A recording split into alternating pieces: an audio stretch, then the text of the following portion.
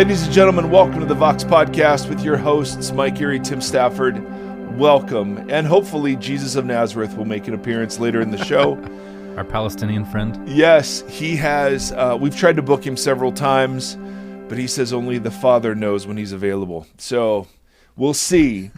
I don't know. I got to ask my dad. I don't know. Exactly. Otherwise, we're waiting on a response from our dear friend Ellen, who sent me a quick message. She said, "I'm just finished the episode. I have thoughts." So we're not saying a word. She gets the last word. So for those of you staying tuned, Ellen still gets the last word. We don't know when that word will be, but she gets it. I love that she's just kind of this mystery. Yeah. Like, we don't know her. She's just kind of this. She's Ellen. Yeah. Yeah.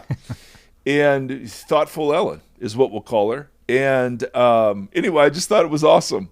And so I mean, and the sign of a great question or a great series of questions is how much conversation it instigates. And so compliments to you.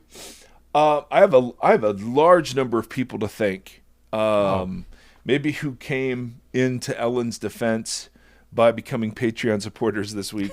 I don't know. But I want to just say thank you as always. Yeah. I mean, and it's so important to appreciate these people because of all the things that they could do with money. The fact that they choose to help support this just means the world to us.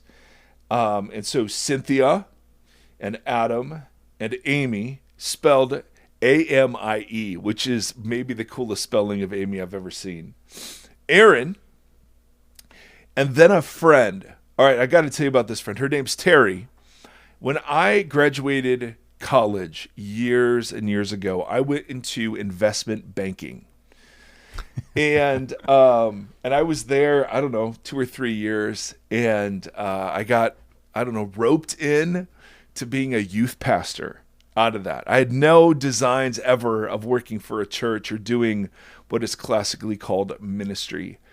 But I had just, fallen for these high school students and all their questions, and I don't know. And Terry and Dave, her husband, were a couple who became family to me and mentors in what it meant to pastor. So I'm a 24-year-old kid. I have a finance degree. I've been selling investment tools. And all of a sudden, I'm a steward of dozens of junior high and high school kids. And they, in kindness, adopted me.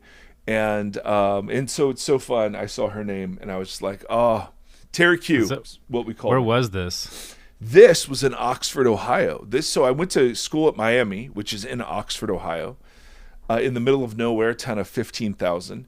I came back to Oxford when I was promoted in an investment banking world because there was a branch of this in Oxford, and then got wooed by the leadership of this church, and the rest is, as they say, is history. So anyway, I just saw Terry Q's name, and so shout out. Hi, Terry. Hi, Terry. Thank you, Terry. I have this whole, I maybe I was just fortunate or blessed or whatever, but I was nurtured in this womb of real, authentic Jesus people, particularly when I was first introduced to the vocational aspects of this thing. Yeah. And this small tribe adopted me and raised me. And so I've seen the power of what a church can do in the life, in somebody's life, when is it's that church good still and there? healthy. It is. And so it's just, anyway, Terry, we don't need to go off on this, but it was, I've seen the harm a church can do, but my goodness, I've seen the good. And this was the good, dude. I know you don't like talking about yourself, but I think it's interesting too, because you think about how many years you've been doing ministry now. Yeah. And that's such a specific pivot point.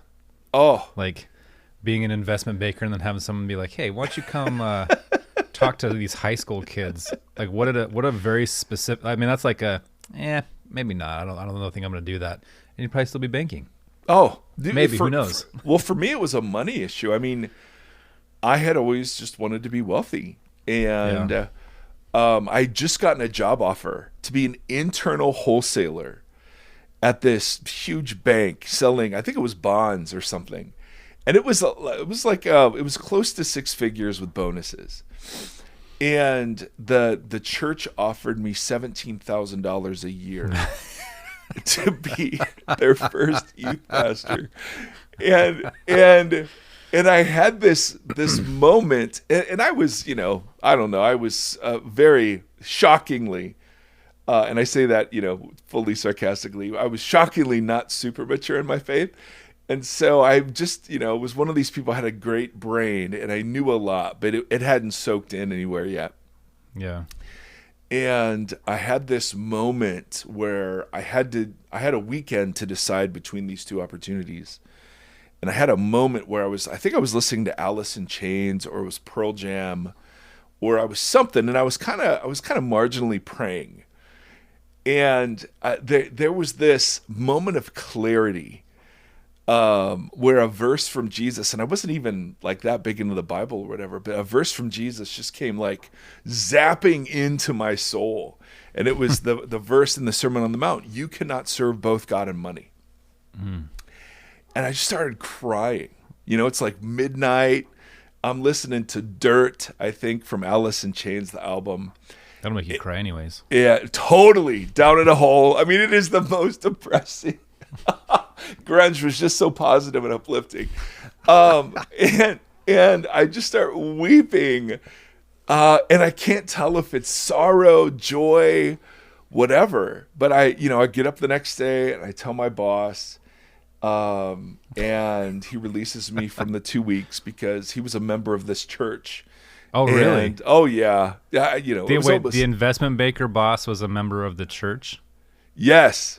Oh, yes. That's interesting. Yes. And so he promoted me to include this region and asked me to take over the Sunday school class he'd been teaching for a while.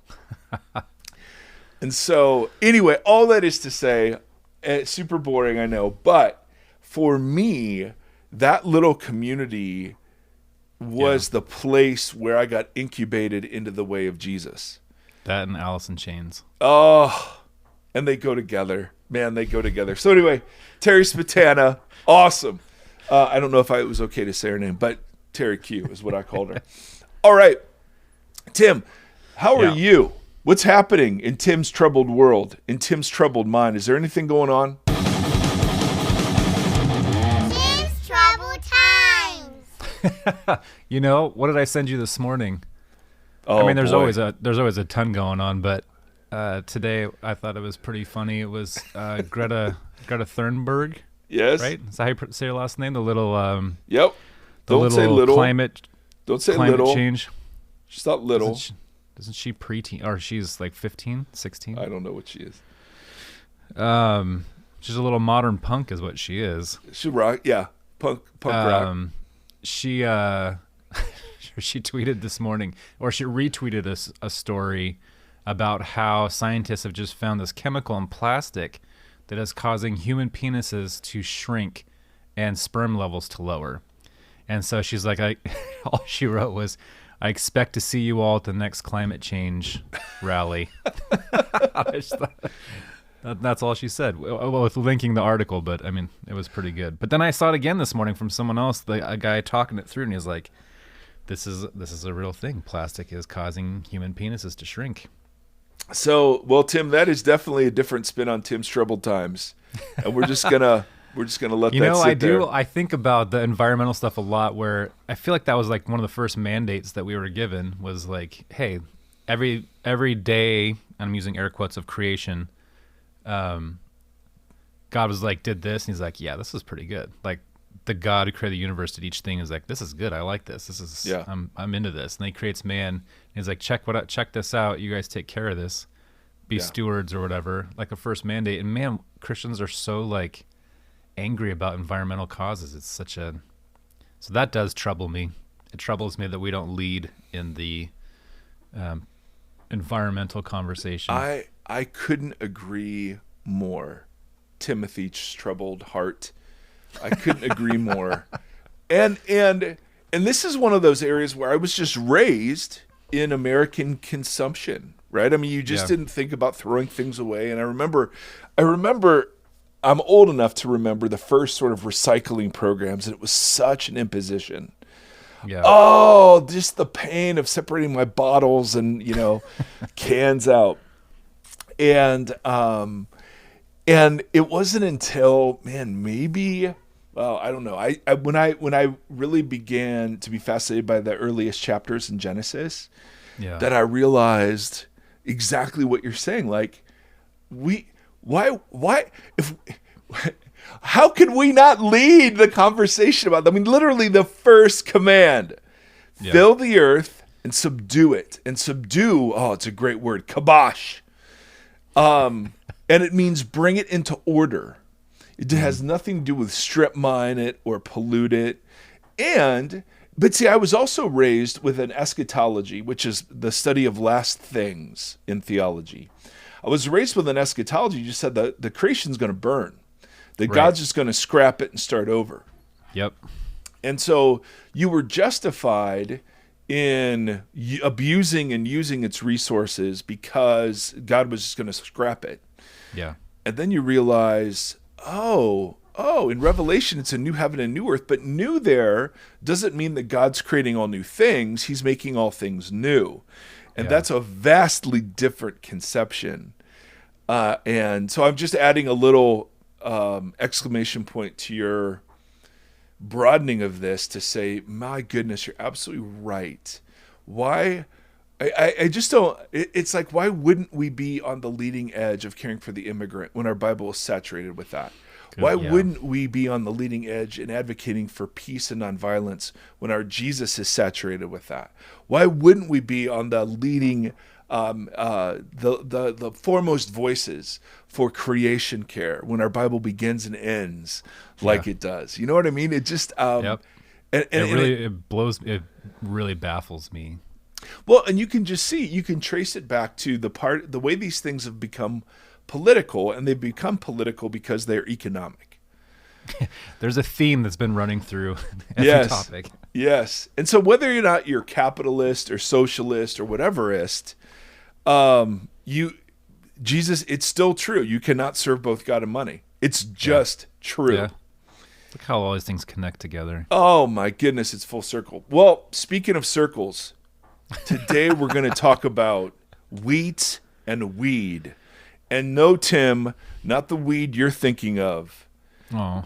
Yeah, I know. We're going to talk about... the earth is of the greatest worth. The Reverend St. Marley. Is that what he said? Yeah. This is a parable that Jesus is gonna tell. And, he told it several thousand years ago, but he's going to retell it here on the Vox podcast. That he's about to. This is coming soon. Totally, Sneak but peek. it ties into our conversation about how we're to relate to the world. Yeah. So what we're trying to dismantle, in some way, the Christian nationalist vision of how it is that we are to relate to the world, and this is a parable that has long fascinated me as a Jesus answer to what do we do with the evil in the world. So, Tim, do you have a reader? Do we have a reader for this, or do you want me to read it? All right, I'm going to read it. All right, are you ready? I'm ready. Matthew, and this is not the voice of an angel. This is the voice of a nasally, middle-aged. This is a voice of a former investment banker. Yeah. Oh, yes. So Jesus tells a parable that involves different soils that are receptive to the message of the kingdom. And then right after that, he tells another parable. This is verse 24, Matthew 13. And he doesn't focus on the soils. He focuses instead on what's grown.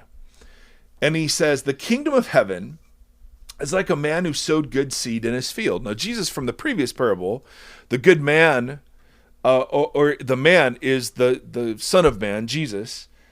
Sowing seed is the idea of scattering seed, and that's the preaching of the kingdom. And the field is the world. All right, so we already have that interpretive framework from the previous parable. The kingdom of heaven is like a man who sowed good seed in his field, but while everyone was sleeping, his enemy came and sowed weeds among the wheat and went away. When the wheat sprouted and formed heads, the weeds also appeared. The owner's servants came to him and said, "Sir, didn't you sow good seed in your field? Where then did the weeds come from?" "An enemy did this," he replied. The servants then asked him, "Do you want us to go and pull them up?" "No," he answered, "because while you are pulling the weeds, you may also uproot the wheat with them. Let both grow together until the harvest. At that time I will tell the harvesters, first collect the weeds and tie them in bundles to be burned, then gather the wheat and bring it into my barn." Now, he tells two other parables that have to do with small and big.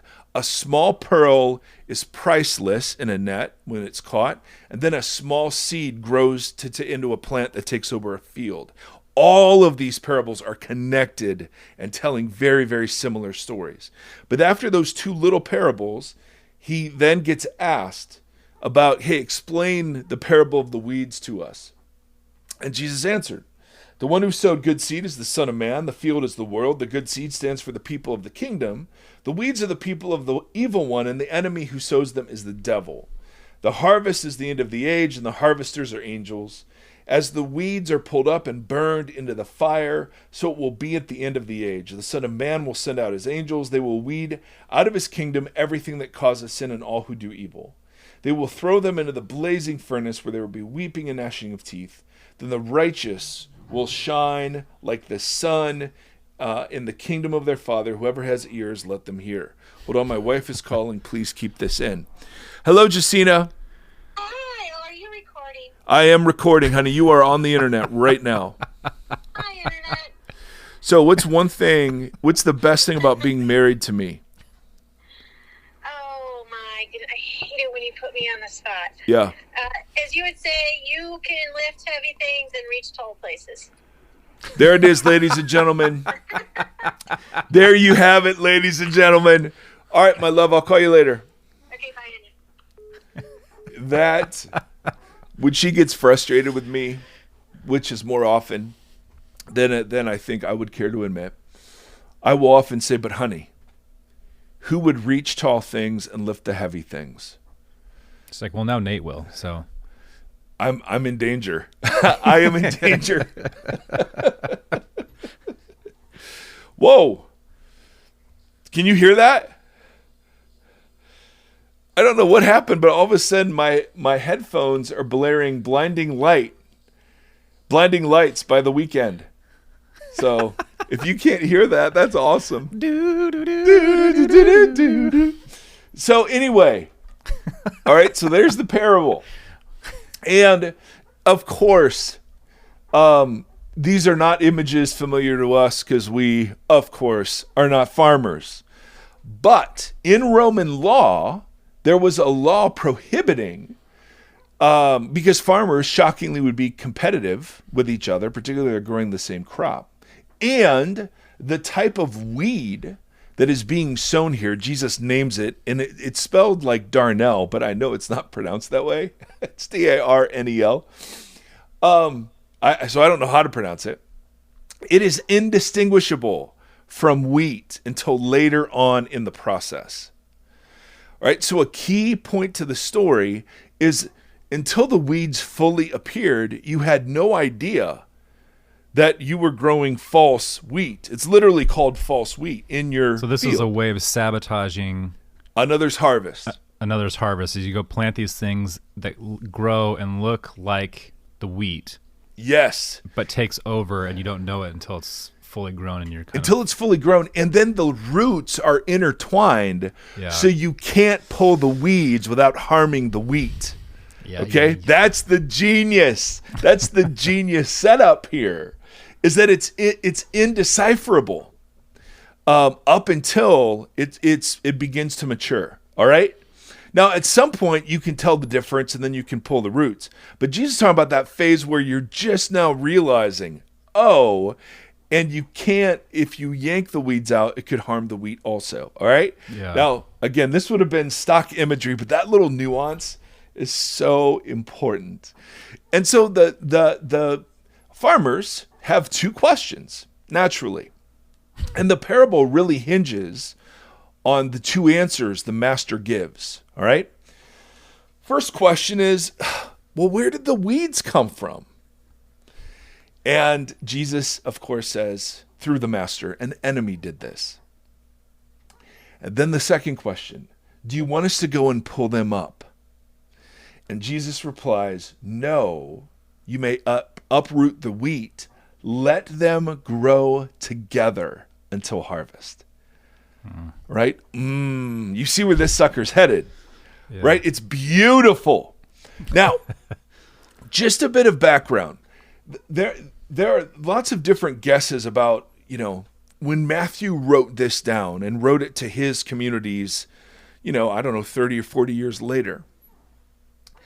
Is in some in the very early church thought this was about false people in the church, or false or true Jews that had turned to Christ versus Jews that had not and rejected him. I tend to, so there are interpretations that read it that way. There's also a bit of speculation that Jesus is addressing the mechanics of the kingdom to answer the objections that are sure to come because it's coming unexpectedly. Okay, so for instance, and I know this will be very exciting for our listeners. I want to read a section from the Psalms of Solomon. All right, now this is not the Psalms; these are apocryphal books, and for reasons we don't need to get into, but they reflect some Jewish thinking of the time. Not all, but some. So this is the Psalms of Solomon 17. The Messiah is expected to, quote, purge Jerusalem from the Gentiles. All right, so purge the Gentiles from Jerusalem, to drive out the sinners from the inheritance, the land, to smash the arrogance of sinners, to destroy the unlawful nations. At his warning, the nations will flee from his presence. He will condemn sinners by the thoughts of their hearts. He will gather holy people, whom he will lead in righteousness. He will not tolerate unrighteousness, even to pause among them. The alien, the foreigner, will no longer live near them. There will be no unrighteousness. So the Messiah was coming to purge. And even John the Baptist gives hints at this kind of imagery when he first announces Jesus. Like the winnowing fork, baby, is coming, and it's gonna shift, or what is it? Sift, the wheat from the chaff. Right. The kernels from the chaff of wheat. Thank you. And so there's a great winnowing that's coming because the Messiah is on hand. All right, that was one. And then fourth Ezra, all right, another apocryphal book. For the evil about which you ask me has been sown, but the harvest of it has not yet come. In other words, the text goes on to say that reaping must occur, and the place where evil has been sown must pass away before the good can come. So these both indicate there's a winnowing, there's a harvesting that has to take place first. That's right. The first thing the Messiah is going to do. So some think what Jesus is doing here is answering the objection, well, if you're really the Messiah, then why isn't all of this stuff happening? Why isn't there this great dividing of the righteous and the unrighteous? Why aren't you purging the sinners from Israel, which is what the Pharisees wanted to do? Or why aren't you purging the violence against Rome, which is what the early advocates of zealotry wanted to do? Why isn't there this thing happening? And some think it's tied into what John the Baptist had questions about why Jesus' ministry didn't look like what he'd anticipated it to be. And so the expectation was the Messiah would separate the wheat from the chaff and establish a pure community. And so So perhaps that's the backdrop. That's my best guess as to what Jesus is addressing.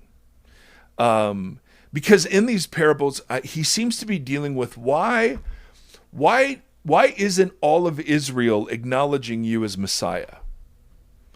And his answers are things like, well, some hearts are hard. Some receive it initially, but will fall away. There's an enemy that actually steals the seed. In the later parables, he'll talk about, well, the kingdom is small. It's unnoticed. It's easily missable. It's invisible and it creeps slowly, right? It's not spectacular.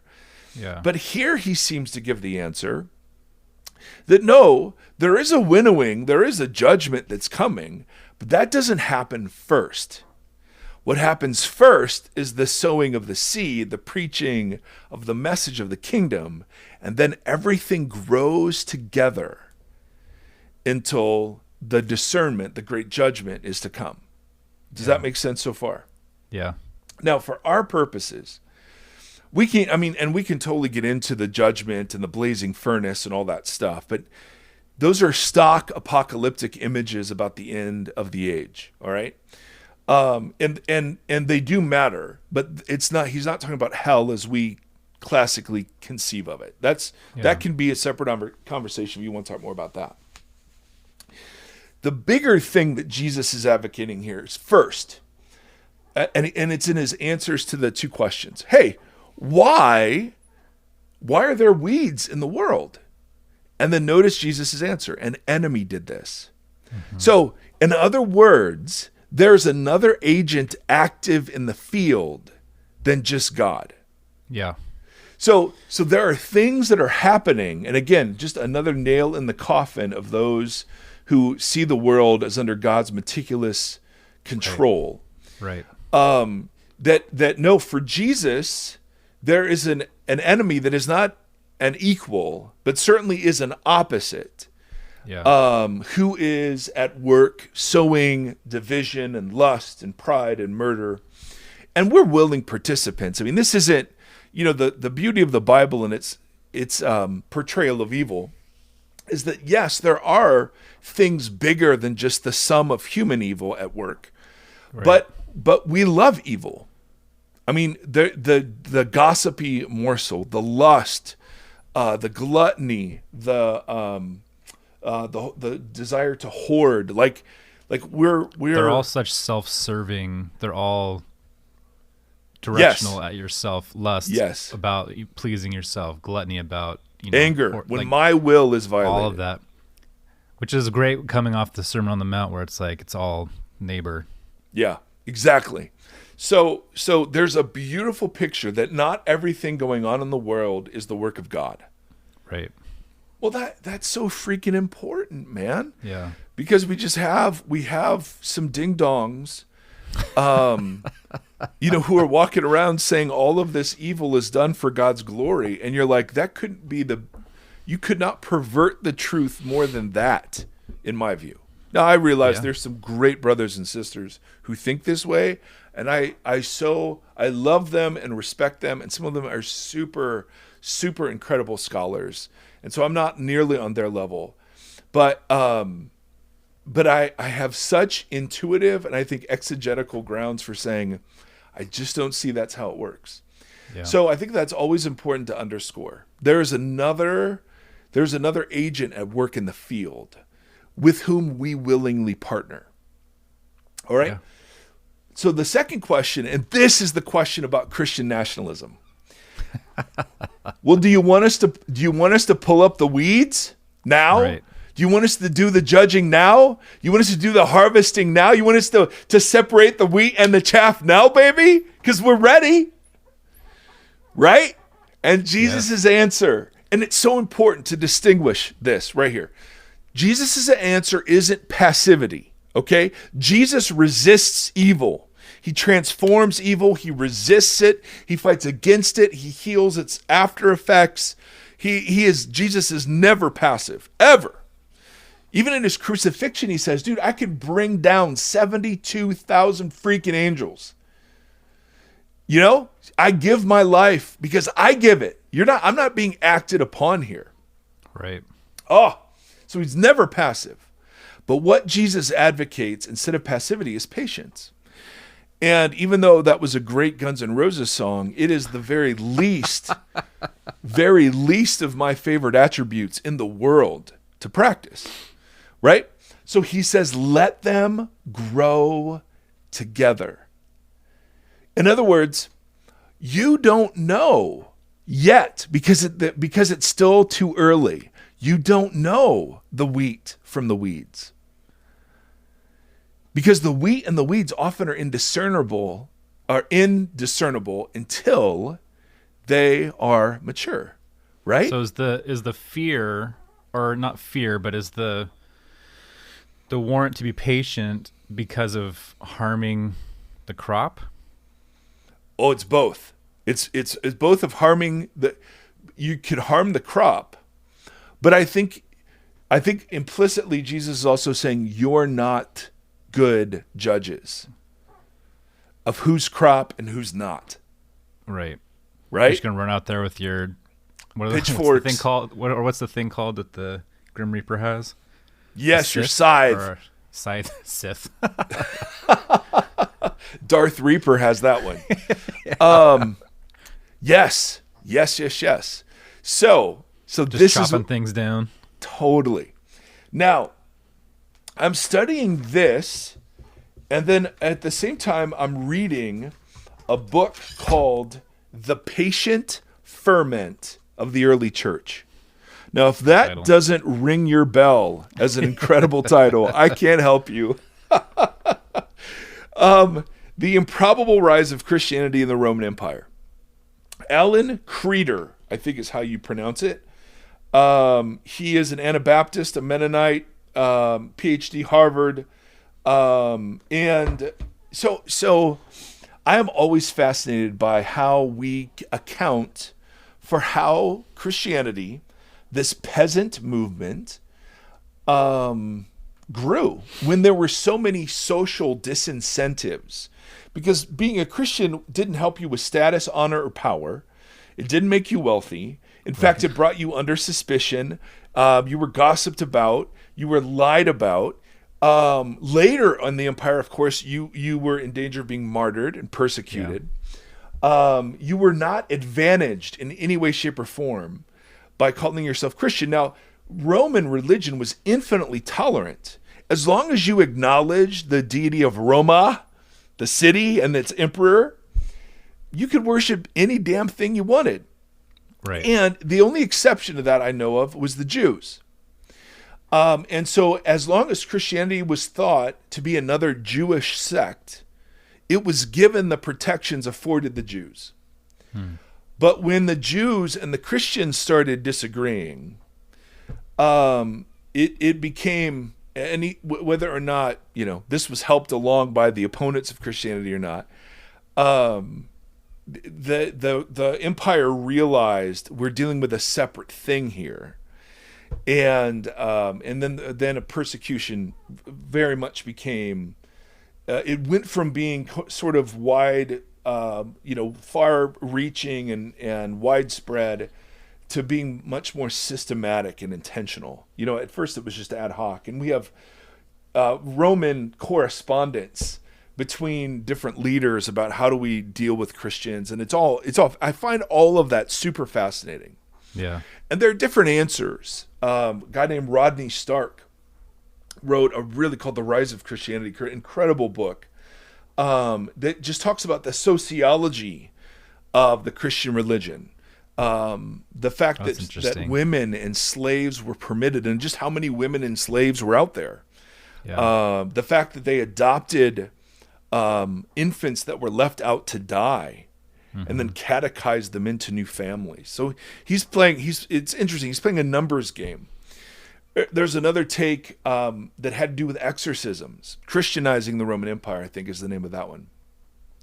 And it was that the Christians displayed power in ways that were unique in Rome to exorcise demons and to heal. This book, so the ferment, the ferment, and I don't know fermentation. All of our craft beer brewers will know this, but evidently fermentation is slow, inexorable, and hidden. Just like the kingdom is. Slow, inexorable, and hidden. Yeah. And the early church grew in that way because, and his argument is, number one, first and foremost, they were patient. The whole church, in fact, he quotes extensively from, I think it's 3 or 4 different treatises from the early church writers on patience.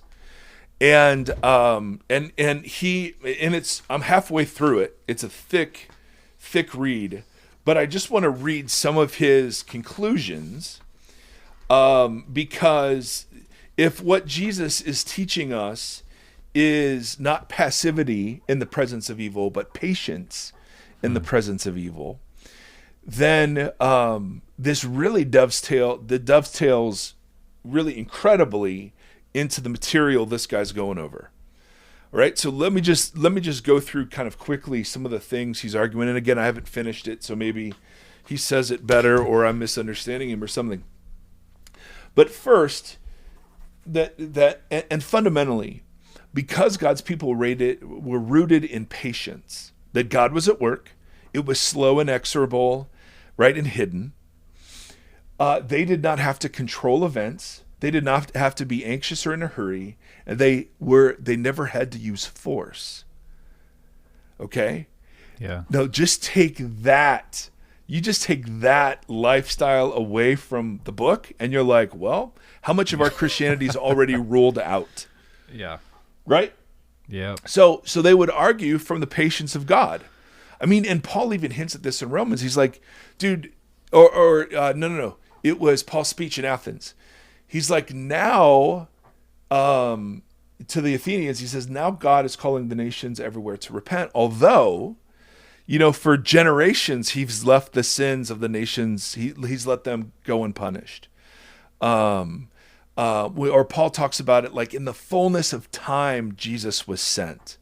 Or even in the Old Testament, it was like the sin of the Canaanites hadn't reached its full time. It was 400 years of rebellion. I mean, so there's this like super long view that God has that we just simply don't have. So they root, and they write about the most important Christian virtue is patience, which is so interesting.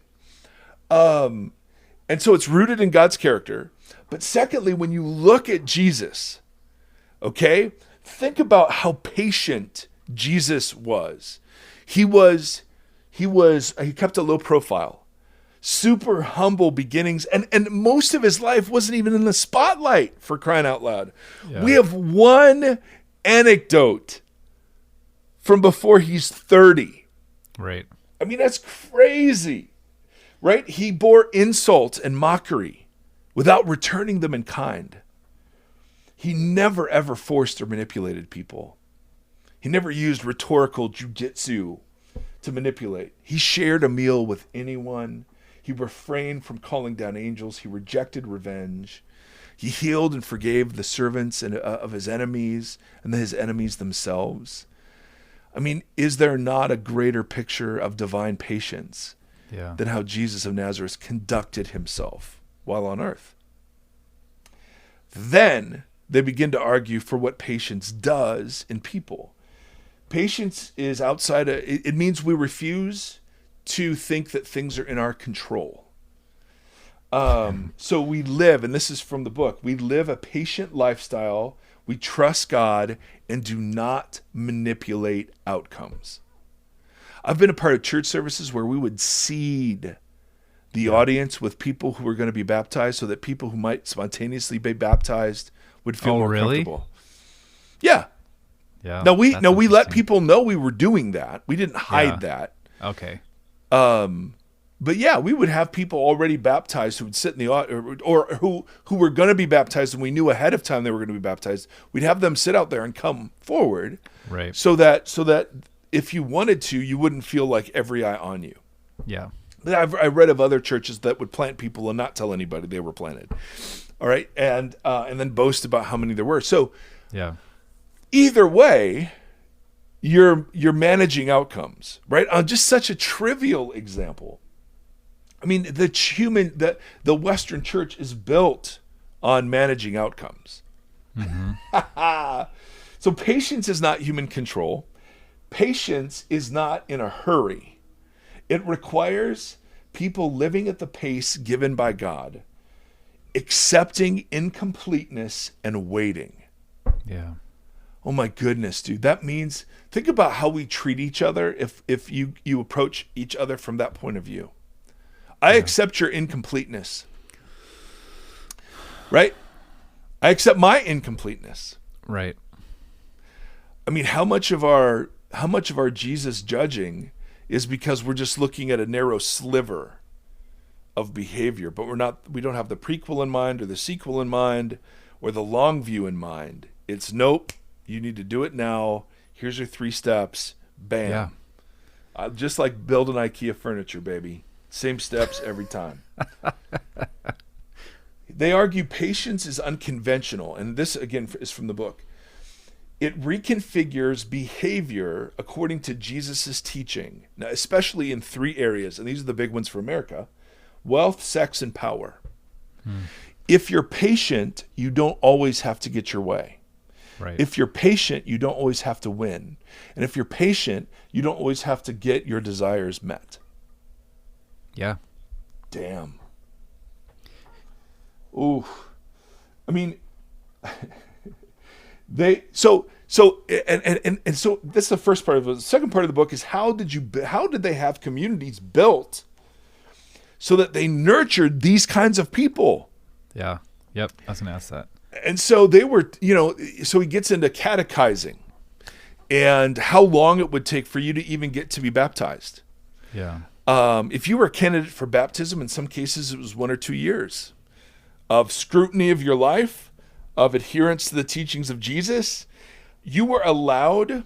Now this is after. So the early church, I think, the very early church had open doors. After Nero persecuted the church in 68, Christians became objects of suspicion and began to close their doors. All right? And so what you would have is, if you were a candidate for baptism in that 1 or 2 year period, you could only go to the first part of the service, which was the reading and the preaching. The second part of the service, the Eucharist and prayer, was only for people who'd been baptized by that community, in that community, unless you had a letter of recommendation. And so because of that secrecy, this guy argues, there was a great deal of speculation about what they did, right? So you get accusations of cannibalism because or sexual orgies because they're sharing a meal in the Roman style or whatever. But also you had this intrigue, because the people that were formed in that inner place were formed so differently than the rest of the empire. So like he reads examples of how people were taught to not press others for repayment on loans because they were patient, or to not charge interest, or to never mock, to bear suffering is something that honored Jesus, to control their emotions, to refuse to create an enemy. And the catechizing power of those early gatherings and the way they envisioned life together created Christians. And he even makes this point. He says, and I don't know if this is true, I don't know this area, but he makes a couple of really big statements. He's like, there was no, in these early Christian writings, there was no call to evangelize. Right. The Great Commission was thought to have been fulfilled by the 11 apostles and Paul. So that already happened. Yeah, we did that a little bit with Gombis, right? Yes. Great Commission. Yeah, that if they ever quote Matthew 28, it's about Trinitarian or baptism controversies. That's really interesting. Yes. And so there was no, we got to go win them, and here's how you win them, and here's what it looks like. His argument is it was people. Now this changed in the 4th century. When when people began to have, because of Constantine, but other factors, people began to have social advantage by becoming Christian. Right. And so then the catechism changes from how do you tell the true church from the not true church. But up until that point, it was, I mean, he goes into great detail about how they were taught to see the world. One of the most important things that they were taught is that in a world of verticality, vertical social relationships, they were brothers and sisters. Slave and free and rich and poor, male, female, all shared this common table. That they were taught that patience is never violent. And never seeks revenge. They were taught that patience, how about this one, gives religious freedom. It never compels religious belief. But ultimately, you're patient for two reasons. And both of these engender hope, all right? And Paul talks about this in Romans 5, about patience engendering hope. The hope, one, in the resurrection of the dead, that God's good world and the way of Jesus is vindicated in the end. That the nonviolent way of Jesus is vindicated. And then secondly, the reality, the hope of judgment. That the truth about the world will be seen so that no one stands there and has excuse. And that was why they could be patient. They could be patient because God is slowly fermenting the kingdom. It's not up to me to win, build, and send 1,000 people into the nations. And hallelujah for people who are called to do that. Great. And I know people who do have that absolute gift. But it's fascinating, and this is what Gambas was saying when he was talking about the Great Commission episodes ago, that we evangelize towards converts, and they didn't. You didn't convert to Christianity. You forsook your entire way of life and then embraced a new way of life. There was no like intellectual prayer or conversion that took place. This was like, oh, you're intrigued? Great. Come to the first part of our service. And he even makes this argument, which I found so challenging to me. He says that the early church never used their services to attract outsiders. And I said, I think how much of my church thinking has been built on attracting outsiders. Their church thinking was, how do we build certain kinds of people? My church thinking is, how can we interest people into this movement? Yeah. And so in seeking to interest outsiders, you fail to build insiders, right? Mm-hmm. And I mean, it's so counter everything. American culture, American Christianity. And it fits so perfectly in, hey, who did this? An enemy did this. Well, do you want us to roll up our sleeves and get to work and let's get the reaping and sowing done, baby? And yeah, Jesus I was thinking about that. What was that conference that just happened a couple of months ago? It was like the Warrior Conference, or where all the men got together and all the pastors were dressed like bikers, even though that's not. They were all wearing like leather vests with crosses on them, and that one pastor, the big guy, got up there and called everybody P words and our nation is led by a bunch of, and not penises. And trying to invoke this like masculine, totally angry, violent version of faith to, we need to be these like right. and it's such a perversion. One of the things that critics dismissed about the church is that so many women and children were welcome. Yeah. Nobody elevated children the way Jesus elevated them socially. And nobody welcomed women that I'm aware of the way that Jesus did. So that the early church had this common table, and this common table was the great leveler. There was in a world of vertical social power structures, Now, they still resisted that, right? Paul has to deal with that in 1 Corinthians all over the place. So it's not like they were instantly formed into these incredibly mature people. But his argument is that the greatest power the early church had was the lives of the people who had been catechized into churches that lived and taught the patience of God and his son Jesus. And that embodied that patience by living normal, ordinary lives, but had been formed in such a way as to be mockingly, at some points, dissimilar from the culture around them, in particular the areas of wealth and sex and power. So that raises all sorts of fascinating questions, because here we are talking about wealth and sex and power. And there's this great reckoning that's happening because we've been so poorly formed in these areas, that there's the, again, to just work in the binary for a second, the conservative and the progressive attitudes towards sex, which seem to have things in common, in terms of fundamentalisms that I think Jesus would call into question, and same with wealth, and same with power. And now totally, I think there are versions of Christianity that better embody the teachings of Jesus than other versions. Absolutely.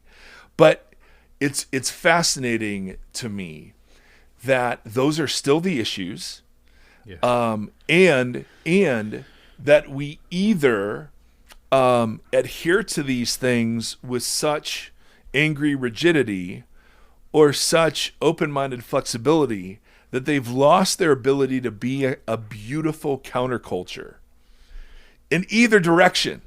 Yeah. Now, some are going to disagree with that, of course. I'm just thinking out loud about how that challenges me. Because what's counter to my view of sex? What's counter to my view of wealth? What's counter to my view of power? Mm-hmm.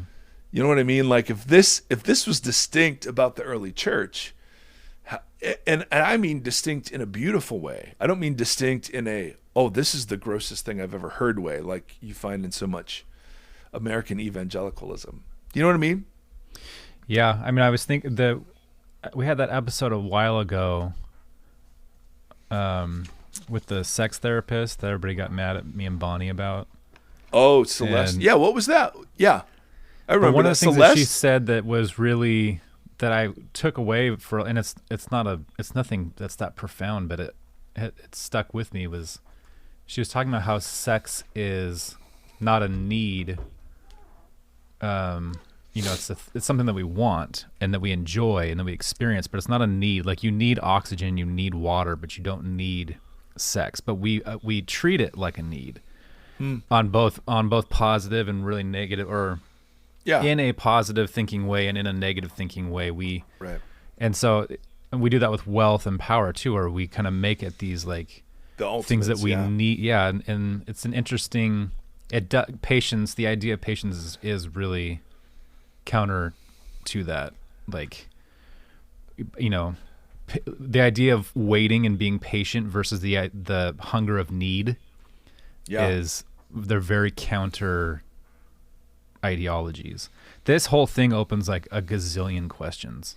Oh, then there's big questions about judgment. There's big questions about sin, being saved. Like we were talking the other day with Kevin about being saved from, or right. I mean, this opens up questions about all of that, because the questions about evangelism and why evangelism has been such a big component of our faith for so long is because of that really big judgment sin conversation and saving the world. And it's eschatological. The reason we're to evangelize the nations is because Jesus said the gospel must go forth to all the nations before he returns. So it's part of this dispensational framework that says we have a job to do. Like, and I was a part of organizations that said we're going to fulfill the Great Commission in this generation.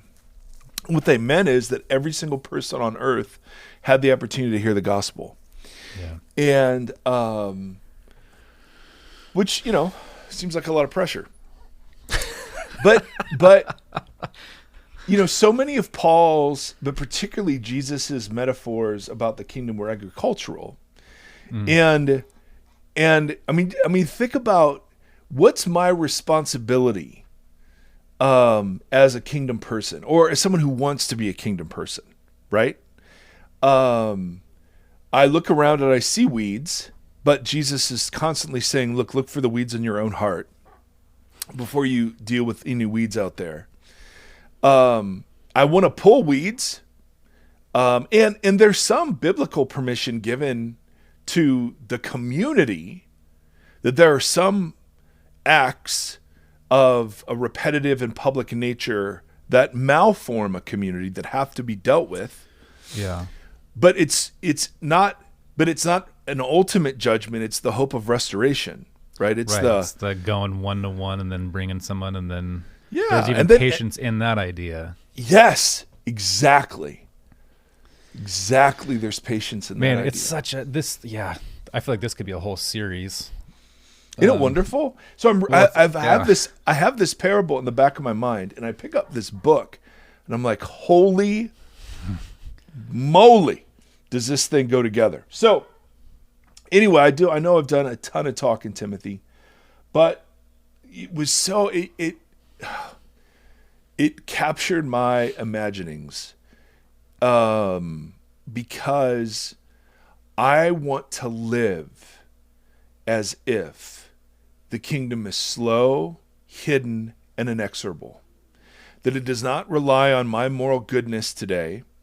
It does not need my allegiance. I am totally disposable, in a liberating way, not in a shame way, but in a liberating, I want to live in a way that doesn't manage the outcomes, that doesn't feel in a rush to leave an impact on the world, that just simply forsakes the American dream for the kingdom dream.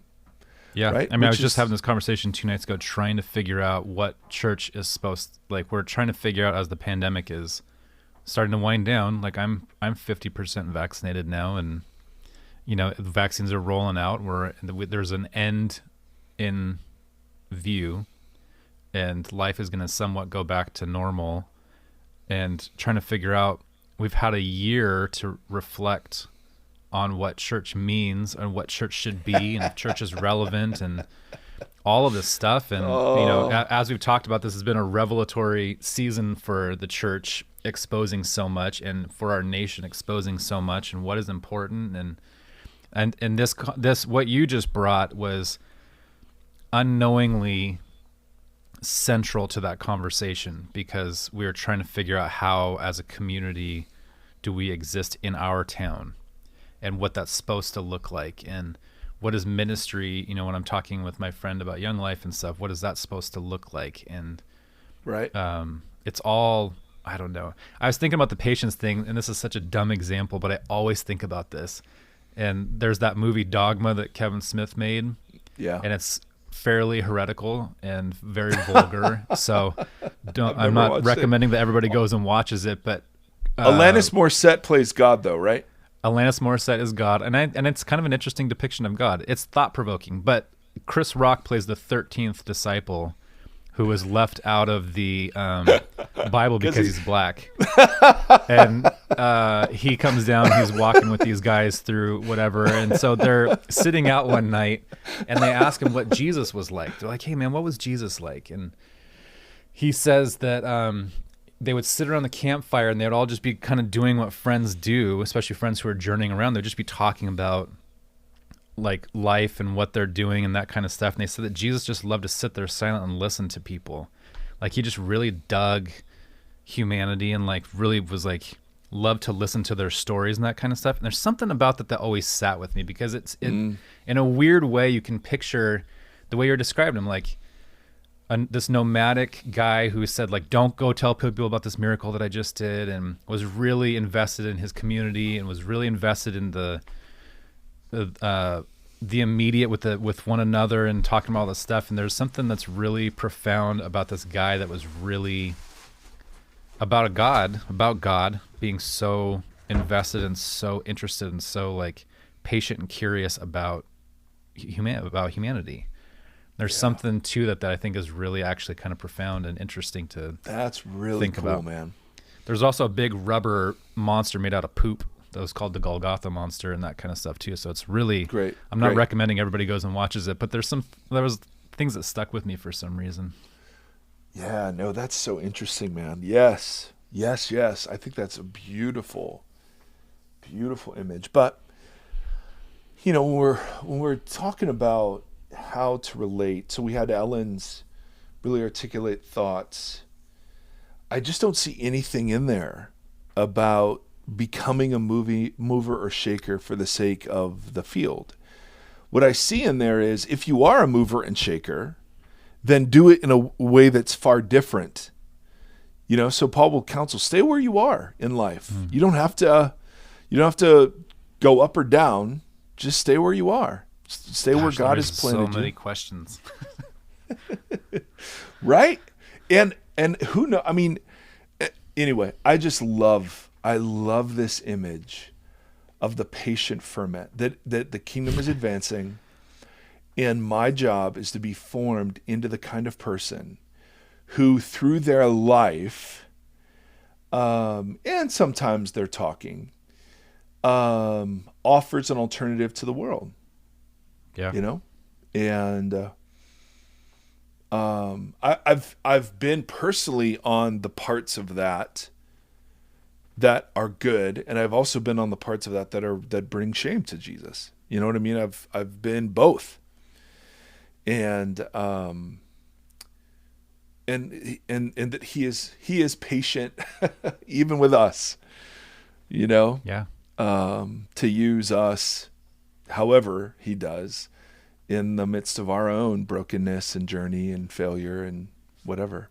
That's so fascinating because it's all so intentional in a world where it is established that there is something else at play that is, affecting and effecting our culture and our world, but that God is still, while that is happening, that there is an evil one at play, that there is a lot of intent behind like what God is doing. It's still, does that make sense? Like, yeah. It's not like God's just sitting back to being like, good luck, guys. Like, there's an evil one at play here, and I'll come in at the end. Good luck. Yeah. Go for it. Right. Oh, that's so beautiful, Tim. Yes.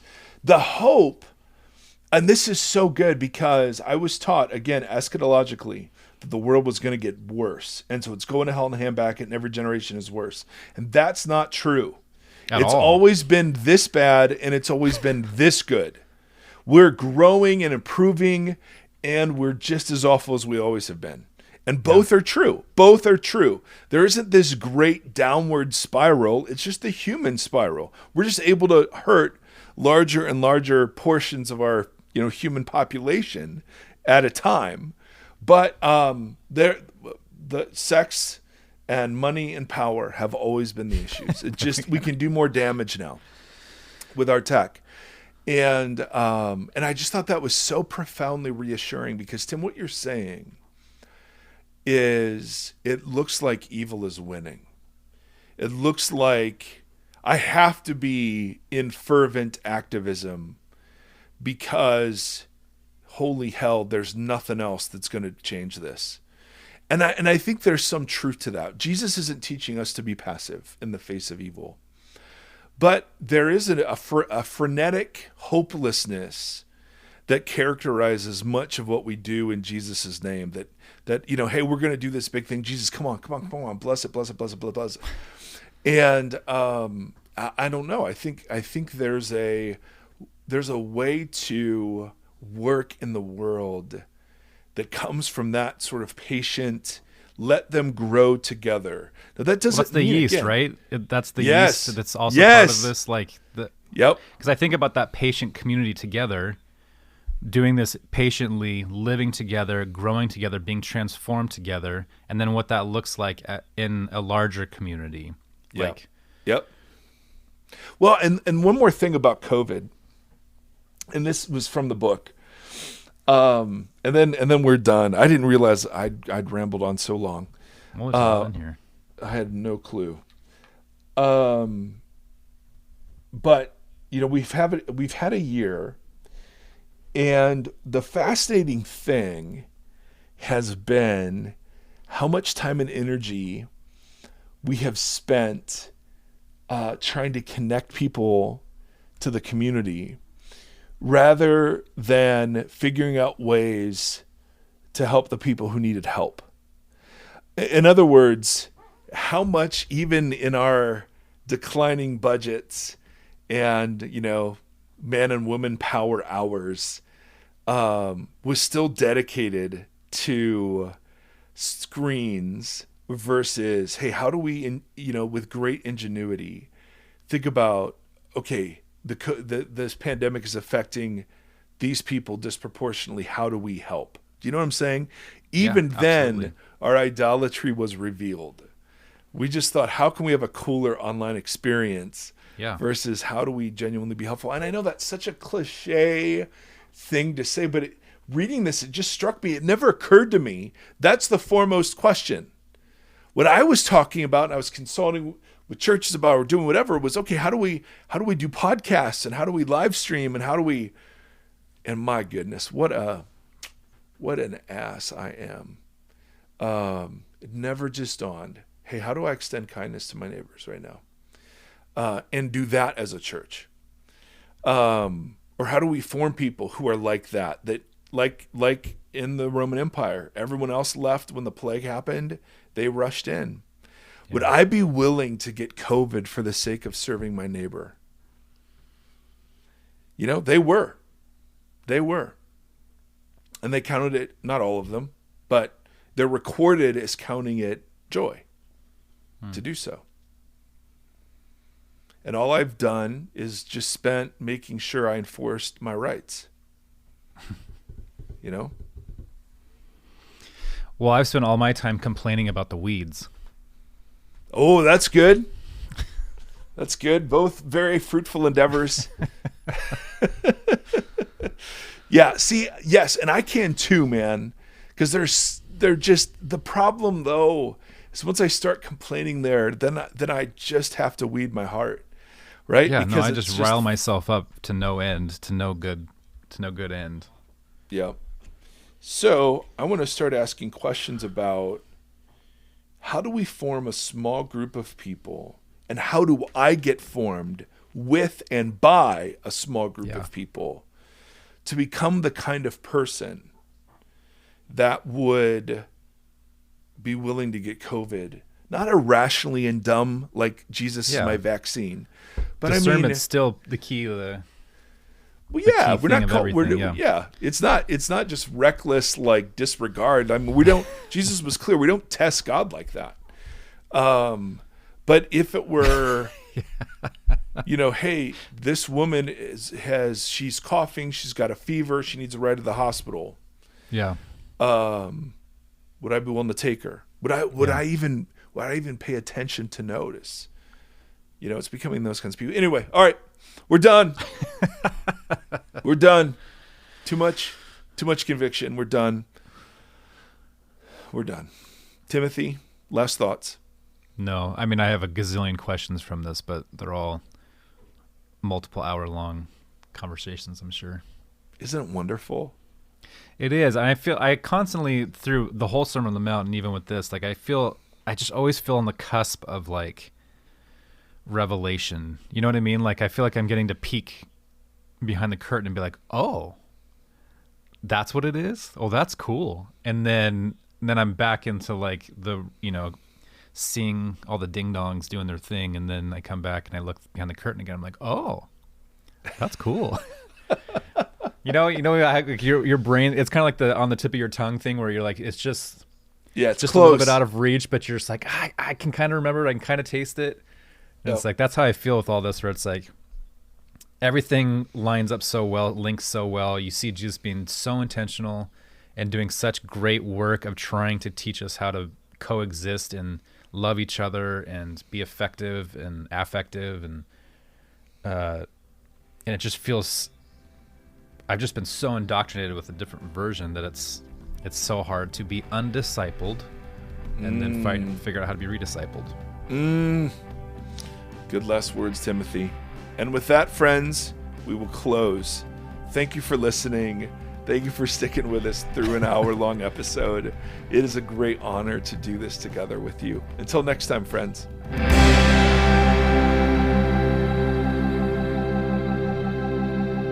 Thank you for listening to this conversation. The Vox Podcast is a 501c3 nonprofit organization that is supported by listeners like yourself. If you'd like to partner with us, you can do so at patreon.com/Vox Podcast. You can also engage with the hosts on social media at facebook.com/Vox Podcast, on Instagram at Vox Podcast, and on Twitter at Mike Erie. Thank you for walking this road with us.